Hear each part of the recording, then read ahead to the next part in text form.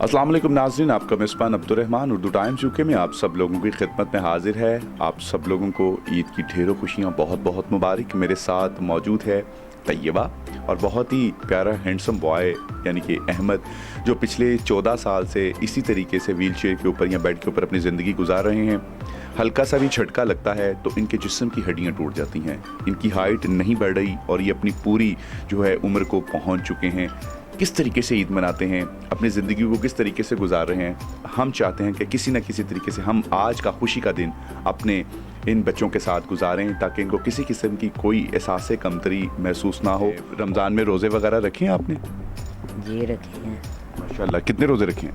मैंने 7 रोज़े रखे हैं, माशाल्लाह जी। किस तरीके से आपने ईद की तैयारी की है कि नहीं की?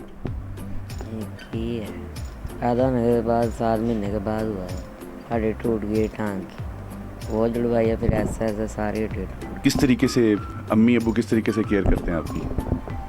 बहुत अच्छी तरह करते हैं फिर जैसे कहते हैं वैसे ही करते हैं। ईद के लिए कहीं अम्मी अबू आपको बाहर भी लेकर जाते हैं क्या, बस यहीं इसी कमरे में गुजार देते हैं?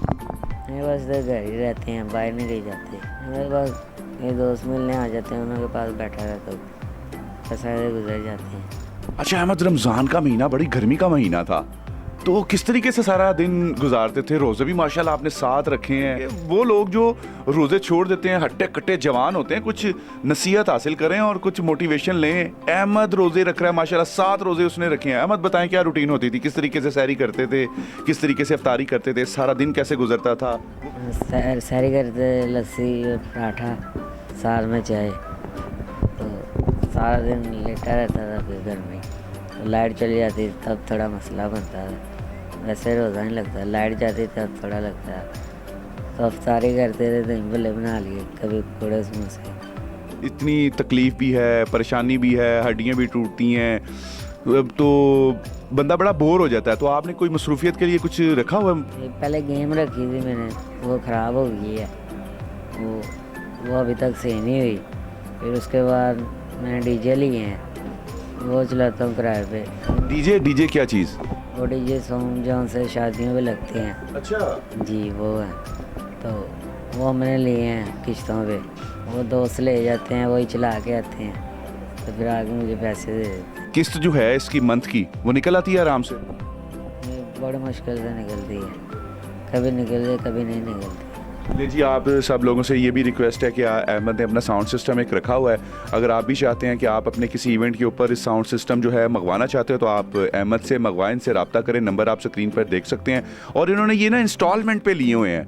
हम चाहते हैं कि हमारे चैनल की तवस्सत से आप इनकी जो इंस्टॉलमेंट है वो कोई भी आगे बढ़ के इस कार खैर में हिस्सा डाले और इनका जो इंस्टॉलमेंट वाला जो चक्कर है ना वो ख़त्म हो जाए, ताकि देखें इंसान की ज़िंदगी में कैसी कैसी मोटिवेशन है। बजाय कि वो किसी से हाथ फैलाकर मांगे, उसने अपना सारा सिस्टम खुद बनाया हुआ है।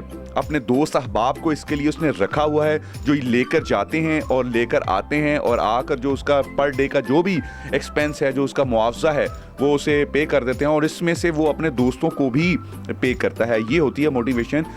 हाथ फैलाने से बेहतर ये है कि आप जो है वो खुद कुछ करें और कंडीशन देखें कैसी है। और जहन और मोटिवेशन एक कैसी चीज़ है। हम सब लोगों को जो काम नहीं करते, हट्टे कट्टे नौजवान है, रोज़े नहीं रखते, उन सब लोगों को शर्म आनी चाहिए कि उनमें कितनी मोटिवेशन है। बच्चे बीमार हैं और काफ़ी ज़्यादा मसले मसाइल हैं, तो ये रोज़ा रखने का जज्बा इनके अंदर कैसे आता था?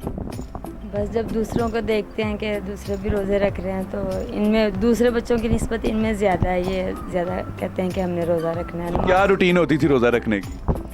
सारी रात इंतज़ार करते हैं कब सहरी होगी, कब खाना खाएंगे और रोज़ा रखेंगे। नमाज भी पढ़ते हैं, ये बच्ची तो नमाज भी पढ़ती है, तो रोज़ा रखते हैं माशाल्लाह। बहुत ज़्यादा गर्मी भी होती है दिन में, लेकिन नीचे है ना तो थोड़ा सा दिन के टाइम हो जाती है बहुत ज़्यादा, दोपहर के टाइम।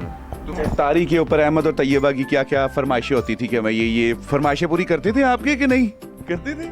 आप इनकी फरमाइशें वगैरह पूरी करते थे? जाहिर है कुछ भी करके इनकी फरमाइशें तो हमें हर हाल में पूरी करनी होती हैं। अच्छा ये बताएं कि ईद के लिए कैसे तैयारी की आपने? माशाल्लाह बाकी बच्चे भी हैं, ये भी हैं, वो भी ज़िद करते हो गया मैं ये लेकर दें वो लेकर दें, तो सबसे ज़्यादा फरमाइशों की जो प्रायोरिटी होती है कि भाई हमने इनकी ज़्यादा बात पूरी करनी है, तो ये ज़्यादा लाडले हैं कि बाकी दूसरे लाडले हैं? सभी लाडले हैं, लेकिन ये फिर जाहिर है ये ज़्यादा लाडले हैं, तो इनकी तो जाहिर है कोई भी बात नहीं टालते, जो भी कहते हैं चाहे अच्छा है चाहे बुरा, जैसा भी है इनको तो जाहिर है पूरा करके देते हैं। हाँ, सारी बातें पूरी होती, तैयबा की भी सारी पूरी हुई हैं, चूड़ियाँ मेहंदी सब कुछ चीज़ें लेकर दी हैं। जी तो नाज़रीन, अहमद तैयबा आप लोगों के सामने है, मोटिवेशन आप लोगों के सामने है। इस हालत में भी बेरोज़गारी का जो क्लेम है ना, या वो मांगने वाला जो क्लेम है, इस मर्द ने इसमें हकीकी मायनों में उसने उसका भी दब्बा दो दिया है। अपने पास उसने प्रॉपर टीम रखी हुई है जो उसको कमा कर ला कर देते हैं, और उसने अपना डीजे साउंड सिस्टम रखा हुआ है। हम चाहते हैं कि आप लोग भी किसी ना किसी तरीके से ऐसे लोगों को, हमारे ऐसे बच्चों के साथ कुछ ना कुछ ताउन ऐसा ज़रूर करें ताकि इनको मोटिवेशन मिलती रहे। ईद की खुशियां हैं, ईद का दिन है, और हम चाहते हैं कि किसी ना किसी तरीके से हम भी इनकी खुशियों में इनके साथ इनकी खुशियां बांटें। हम सबका एक फ़र्ज़ है इंसानियत के नाते, मुसलमान होने के नाते, कि हम इन लोगों की हेल्प करें, और दुनिया में कहीं भी कोई भी शख्स जो इस तरीके से ज़िंदगी गुजार रहा है, हमें उसकी मदद ज़रूर करनी चाहिए। इजाज़त दीजिए, अल्लाह हाफ़िज़।